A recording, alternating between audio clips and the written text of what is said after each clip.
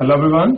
आप सब कैसे हैं? मैं उम्मीद करता हूं कि बहुत अच्छे होंगे और अपनी पढ़ाई को बहुत अच्छे से कर रहे होंगे। मैं Akash Kumar Bhadana ICT virtual classroom में आपका बहुत बहुत स्वागत करता हूं। मेरे प्यारे बच्चों, जैसा आपको पता है कि हमारी 6th क्लास है और 6th क्लास में देख रहे हैं हमारे अतीत, यानी कि हिस्ट्री के जो पहला पार्ट है उसी को हम लोग देख रहे हैं।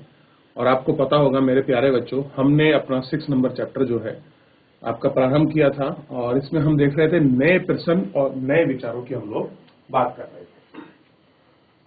और इसी में हमने एक छोटी सी आग स्टोरी के साथ शुरू किया था। हमने बुद्ध की कहानी के साथ, बौद्ध जो है बुद्ध, उनकी कहानी के साथ हमने अपने चैप्टर को प्रारंभ किया और उसमें एक एक करके सारी चीजों को देखा कि बौद्ध कैसे स्थापित हुई, क्या थे, उनके विषय में पढ़ा।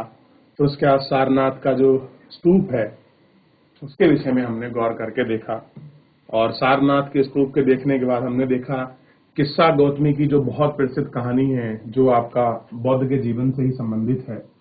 उस समय की घटना घटित हुई थी, तो हमने किस्सा गौतमी की कहानी को भी पढ़ा। फिर हमने उपनिषदों के बारे में पढ़ा कि आत्मा ब्रह्मा एक ही है और गुरु में के समीप बैठने को क्या बोलते हैं, उपनिषद कहते हैं। तो हमने जो था इतना यहाँ से कंटिन्यू देख चुके थे। आज बेसिकली हम लोग आगे बढ़ेंगे और भारतीय दर्शन की 6 पद्धतियां हैं जिनको हम शाक्य दर्शन भी कहते हैं, इनके विषय में भी हम लोग जानेंगे। देखिए, भारतीय दर्शन में 6 पद्धति हैं आपका बेसिकली दर्शन की। हम इनको शाक्य दर्शन भी कहते हैं। सदियों से भारत द्वारा सत्य की बौद्धिक खोज का प्रतिनिधि दर्शन 6 शाखाओं में है। यानी कि सत्य क्या है, सच क्या है, इसके विषय में अगर आप पढ़ोगे तो भारत में 6 दर्शन हैं। इन्हीं 6 दर्शन को बोलते हैं शाक्य दर्शन। क्या बोलते हैं? शाक्य दर्शन।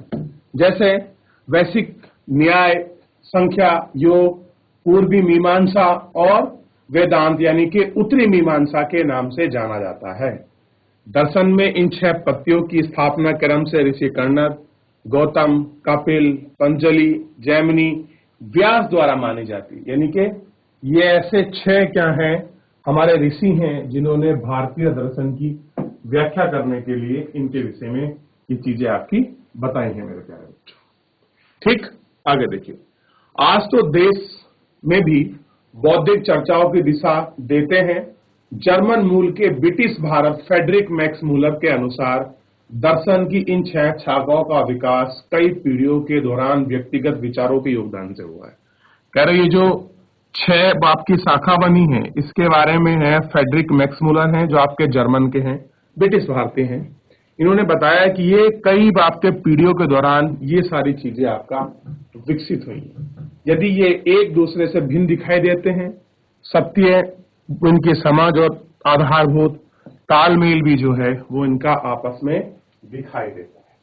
क्लियर है? तो आप समझ सकते हैं कि भारत को समझने के लिए, भारत के दर्शन को समझने के लिए जो 6 हमको दर्शन मिले हैं। ठीक, दर्शन का सिंपल सी मतलब है कि ये खोज कि क्या सत्य है, आत्मा परमात्मा क्या है, कुछ ऐसे अनसुलझे क्वेश्चन हैं जिनका जवाब हमारे पास नहीं है। अगर आप इन दर्शन को पढ़ते हो, देखिए ऋषि पतंजलि ने योग बनाया था, योग दर्शन।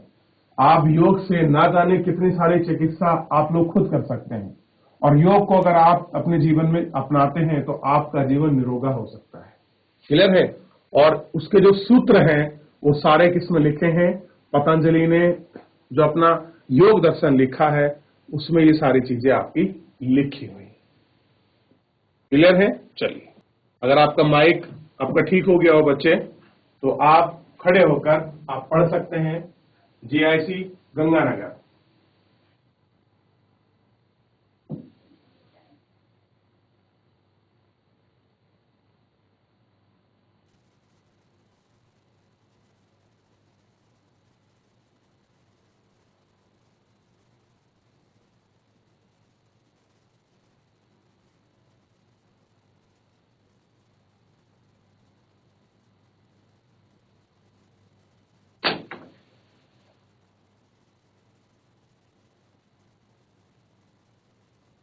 चलिए ध्यान दीजिए, नीचे वाला सुन कौन से? GIC Ganga Bhogpur GIC Ganga Bhogpur. बच्चों आप पढ़े, कोई बच्चा? जीआईसी गंगा भोगपुर। सर किसी और को दे दो। पढ़ ले भाई, पढ़ना है तो क्या करना है प्लीज।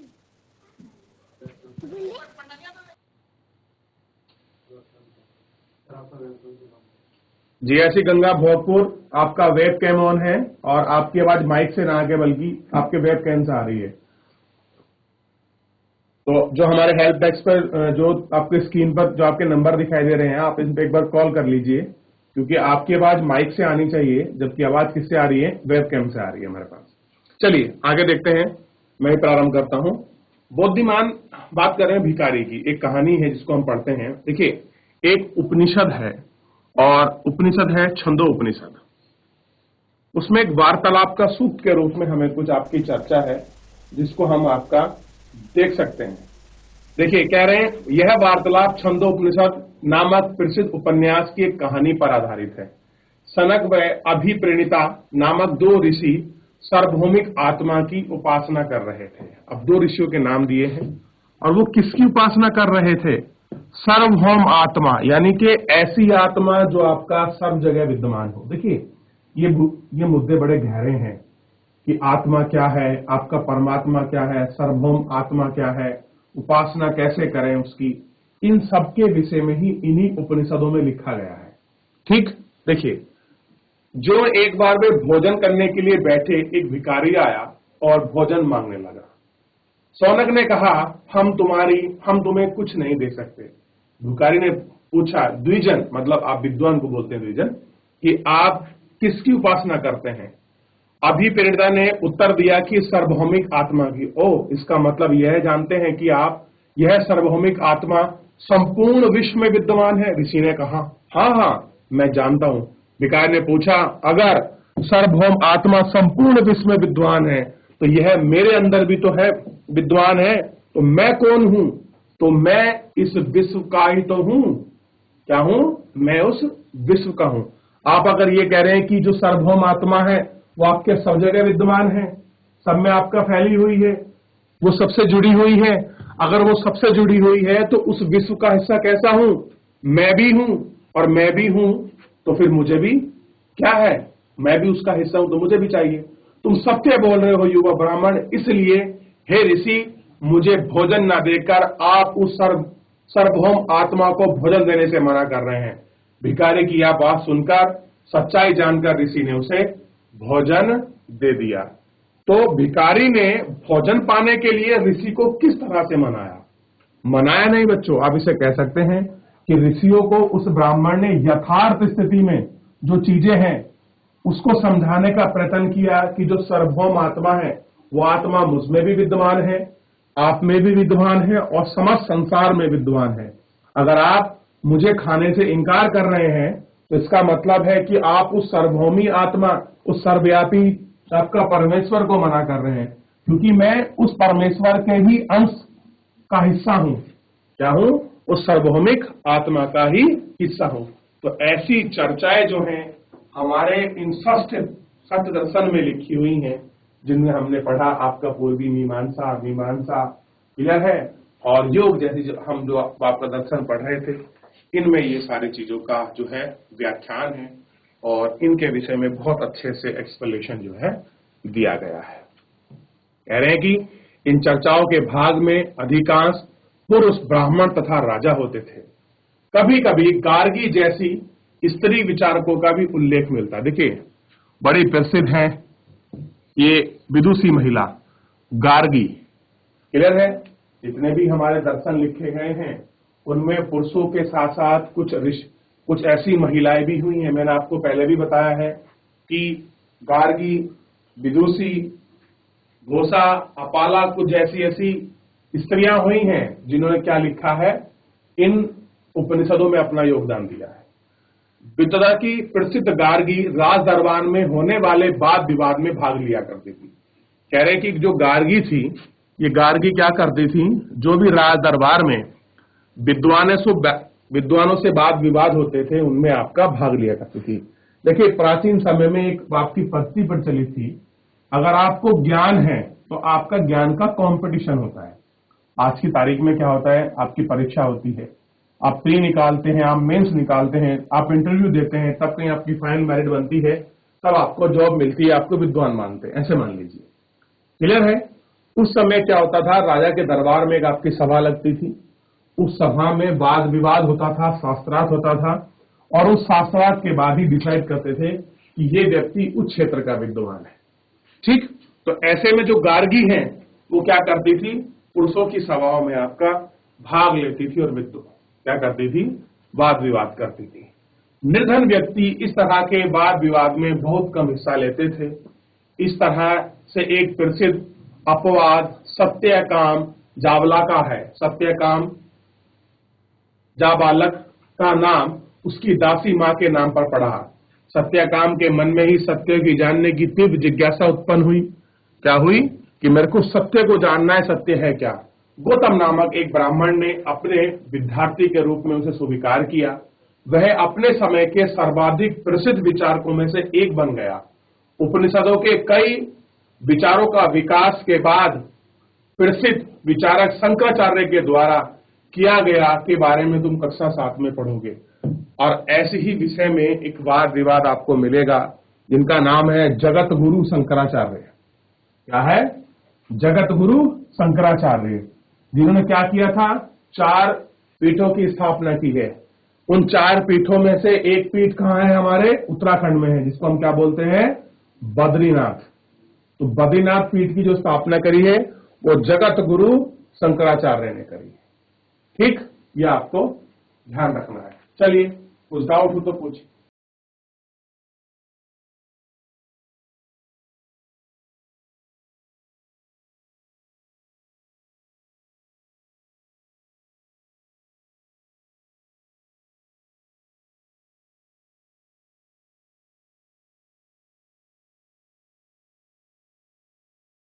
चलिए देख लीजिए एक बार। देखिए, एक हमारे व्याकरणविद यानी कि जिनको हिंदी व्याकरण का विशेष ज्ञान था, उन ऋषि का नाम आपके सामने है, ऋषि पाणिनि। इन्हें ही व्याकरण का बोध है और इन्हें ही व्याकरण का मान लीजिए कि ज्ञाता माना जाता है। जो आप व्याकरण पढ़ते हैं, जो आप आपके हिंदी ग्रामर पढ़ते हैं, वो हिंदी ग्रामर में ये उसके आपके प्रखर विद्वान रहे हैं। और उस व्याकरण की रचना करने वाले भी ऋषि पाणिनि हैं। तो ऋषि पाणिनि ने क्या किया है, व्याकरण की रचना की है। इस युग में कुछ अन्य विद्वानों की खोज रहे थे। उन्हीं प्रसिद्ध विद्वानों में से एक पाणिनि ने संस्कृत भाषा के व्याकरण की रचना की है। उन्हें स्वरों और व्यंजन को एक विशेष क्रम में रखा है। आप हिंदी में पढ़ते हैं स्वर और व्यंजन देखने के लिए मिलता है। तो ये क्लासिफिकेशन, ये डिस्ट्रीब्यूशन, ये जो आपका वर्णन किया है, ये ऋषि पाणिनि ने ही किया है। वो एक विशेष क्रम में रखकर उनके आधार पर सूत्रों की रचना की है। ये सूत्र बीज गणित के सूत्रों से काफी मिलते जुलते हैं। इनका प्रयोग कर उन्हें संस्कृत भाषा के प्रयोग में नियम, क्या कह सकते हैं, लघु सूत्र के रूप में लिखा गया है। यानी कि अगर आप संस्कृत व्याकरण की बात करो या व्याकरण की, तो अगर आप कहोगे कि व्याकरण के रचयिता कौन है, तो आपके सामने नाम आएगा ऋषि पाणिनि का। ये कौन है? ये वही ऋषि हैं जिन्होंने क्या किया है, संस्कृत व्याकरण की रचना की है तथा स्वर और व्यंजनों को आपका अलग अलग हमको दिया है कि ये स्वर है, ये व्यंजन है, कैसे उनको बताया गया है। तो उसका सूत्र फार्मूला बनाया है और वो फार्मूला हमारे अलजेब्रा यानी कि बीज गणित के फार्मूलों से काफी मिलता जुलता आपको दिखाई देगा। चलिए जी, ऐसी बछवाबान। Good morning sir. Very good morning. चलिए शुरू करें। इसी युग में अर्थात लगभग 25,000 वर्ष पूर्व 2500 वर्ष पूर्व जैन धर्म के 24वें तथा अंतिम तीर्थंकर विद्वान महावीर ने भी अपने विचारों का प्रसार किया। वह वज्जी संज्ञा के लिच्छवी कुल के एक क्षत्रिय राजकुमार थे। इस छंद के विषय में तुमने अध्याय 5 में पढ़ा है। 30 वर्ष की आयु में उन्हें घर छोड़ दिया और जंगल में रहने लगे। 12 वर्ष तक उन्हें कठिन व एकाकी जीवन व्यतीत किया। इसके बाद उन्हें ज्ञान प्राप्त हुआ। इनकी शिक्षा सरल थी। सत्य जानने की इच्छा रखने वाले प्रत्येक स्त्री व पुरुष को अपना घर छोड़ देना चाहिए। इन्हें अहिंसा के नियमों का कड़ाई से पालन करना चाहिए। अर्थात किसी भी जीव को न तो कष्ट देना चाहिए और न ही उसकी हत्या करनी चाहिए। महावीर का कहना था, सभी जीव जीने चाहिए, सभी के लिए जीवन प्रिय है। महावीर ने अपनी शिक्षा प्रक्रिया में दी। यही कारण है कि साधारण जन भी अपने तथा अपने अनुयायियों की शिक्षाओं को समझ सके। देश के अलग अलग हिस्सों में प्रकृति के अलग अलग रूप प्रचलित थे। प्रचलन क्षेत्र के आधार पर ही उनके अलग अलग नाम थे। जैसे मगध में बोले जाने वाले प्राकृत मगधी कहलाती थी। आप माइक किसी और दूसरे बच्चों को दीजिए ताकि और भी पढ़ सके दूसरा कोई और बच्चा। बहुत बढ़िया। जैन नाम से जाने गए महावीर के अनुयायियों को भोजन के लिए शिक्षा मांगकर सादा जीवन बिताना होता था। उन्हें पूरी तरह से ईमानदार होना पड़ता था तथा चोरी न करने की उन्हें सख्त हिदायत थी। उन्हें ब्रह्मचर्य का पालन करना होता था। पुरुषों को वस्त्रों सहित सब कुछ त्याग देना पड़ता था।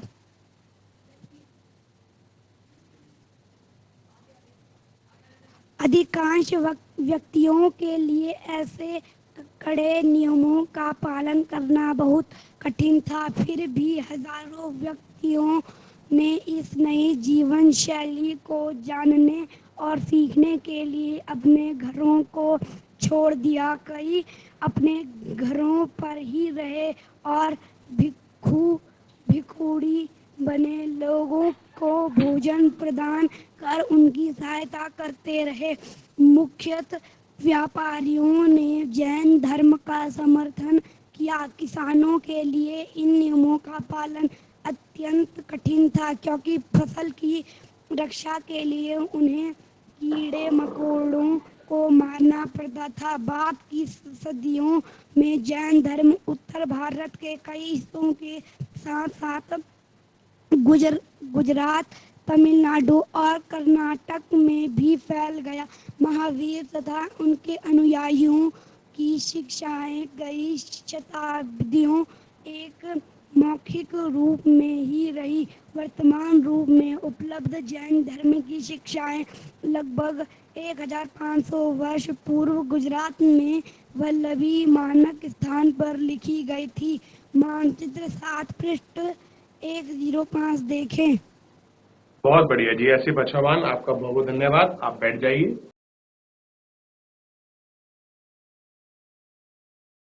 बेसिकली आज हम जो पढ़ेंगे, अभी हमने पहले जो आप देखेंगे, हमने जैन बौद्ध धर्म के विषय में पढ़ लिया। बौद्ध धर्म के बाद हमने जो हमारे साठे दर्शन थे उसके विषय में थोड़ा हमने पढ़ा। आज हम बेसिकली हम पढ़ेंगे जैन धर्म के बारे में। तो सबसे पहले आपको जैन धर्म के विषय में पता होना चाहिए कि अगर आप जैन धर्म का टाइम पीरियड बेसिकली देखते हैं तो 2500 साल पहले जो है आपको जैन धर्म दिखाई देगा, यानी कि काफी पुराना है जैन धर्म। जैन धर्म के 24वें तीर्थकर हुए हैं, जिसको हम तीर्थंकर कहते हैं, तीर्थकर कहते हैं, और ये अंतिम भी थे, जिनका नाम था तीर्थंकर बर्धमान महावीर स्वामी। ये क्या थे? ये आपके 24वें तीर्थंकर थे, यानी कि 24वें नंबर के इनके गुरु थे। उन गुरुओं को बोलते हैं तीर्थंकर। ठीक, ये कैसे थे? 24वें नंबर के, और अंतिम भी थे। इन्होंने अपने विचार दिया, और वह वज्जी संघ, आप संघ के विषय में पढ़ चुके हो, गण के विषय में पढ़ चुके हो। जिस तरह से भगवान बुद्ध शाक्य गण से संबंधित थे, उस तरह से महावीर स्वामी कहां से थे? आपका लक्ष्मी गण से संबंधित थे। लक्ष्मी कुल के राजकुमार, क्षत्रिय राजकुमार थे। इस संगम के बारे में तुमने चैप्टर में पढ़ लिया है। 30 वर्ष की आयु में उन्होंने क्या कर दिया था? अपना घर छोड़ दिया था। और 28 वर्ष की उम्र में किसने छोड़ा था? भगवान बुद्ध ने अपना घर को छोड़ दिया था। जंगल में रहने लगे। 12 वर्ष तक इन्होंने कठिन क्या किया? आपका तप किया, एकांत में अपना जीवन व्यवसाय किया, और वहां से इनको ज्ञान की प्राप्ति हुई। और ज्ञान की प्राप्ति होने के बाद ये जैन धर्म के फॉलोअर थे, और उसी के साथ अपनी शिक्षा दीक्षा ली, और अंतिमतः ये 24वें तीर्थंकर के रूप में स्थापित हुए। उनकी शिक्षाएं सरल थी, बहुत सरल शिक्षा थी। और क्या था उनका? बेसिकली कि हमको सत्य की जानने की खोज करनी चाहिए कि सत्य क्या है, परम सत्य क्या है। हाँ, मुझे दिखाई दे रहा है आपका कौन सा स्कूल है? रोमा स्कूल जो है, मुझे आपका दिखाई दे रहा है, जीएसएस। देखिए, तो उन्होंने क्या किया? सत्य को जानने की इच्छा के लिए कहा कि अगर आप सत्य की जानने की इच्छा रखते हैं, तो बहुत सारे स्त्री और पुरुषों ने क्या कर दिया? अपने घर तक को क्या कर दिया?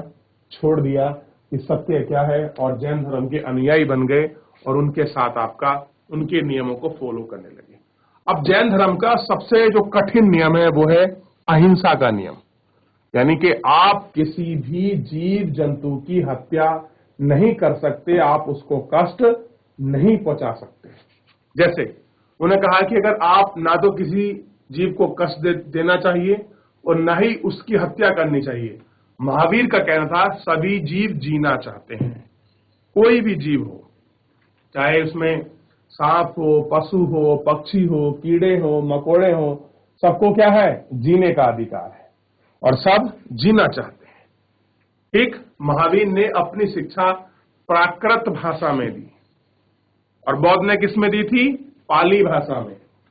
यही कारण है कि साधारण जन भी उनके साथ और उनके अनुयायियों की शिक्षा को समझ पाए। अब देखिए, आप अगर आम बोलचाल की भाषा में लोगों को समझाएंगे, तो लोगों तक आपके मैसेज, आपके संदेश, आपके समझाने का तरीका लोगों को बहुत अच्छे से आपका समझ सकते हैं। लोग उसको फॉलो भी कर रहे हैं, और कह रहे हैं कि देश के अलग अलग हिस्सों में प्राकृत के अलग अलग रूप प्रचलित थे। देखिए, भाषा तो प्राकृत थी, लेकिन उसमें थोड़ा अपभ्रंश आपको देखने के लिए मिलेगा। जैसे प्रचलन क्षेत्र के आधार पर अलग अलग नाम से जानते थे। जैसे मगध में प्राकृत भाषा को आपका मगधी कहते थे। क्या बोलते थे इसको? मगधी कहते थे। जैन नाम से जाने गए महावीर के अनुयायियों को भोजन के लिए भिक्षा मांगकर सादा जीवन जीना पड़ता था। क्या था?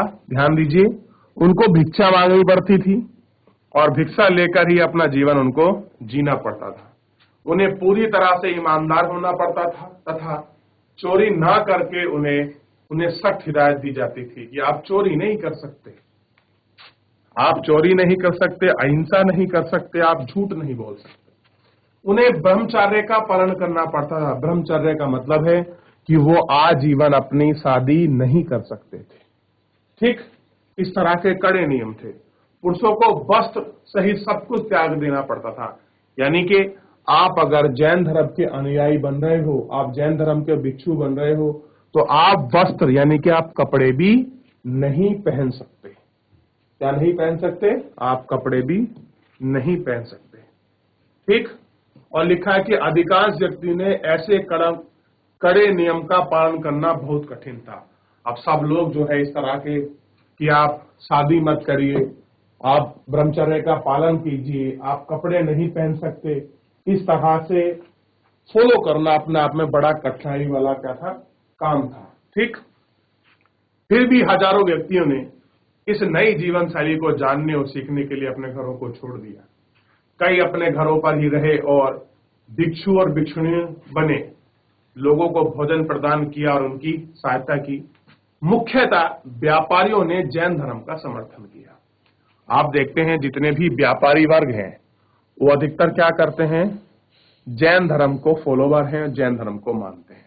जो भी आपके व्यापारी हैं बड़े बड़े, आप देखे होंगे कि जितना बड़ा बड़ा आपको जहां जैन लिखा मिलेगा, जैसे नाम हो सकता है कुछ भी, तो आप समझ जाइए कोई समृद्ध व्यापारी है और जैन धर्म को फॉलो करने वाला ही व्यक्ति है। तो अगर कोई आपसे पूछे कि वर्तमान समय में जैन धर्म को फॉलो करने वाले सर्वाधिक फॉलोवर कहाँ हैं, किस वर्ग में है, तो आप साफ कह सकते हैं कि जो व्यापारी वर्ग है उस व्यापारी वर्ग में जैन धर्म को फॉलो करने वाले सबसे ज्यादा लोग आपको देखने के लिए मिलेंगे। किसानों के लिए इन नियमों का पालन करना अत्यधिक कठिन था।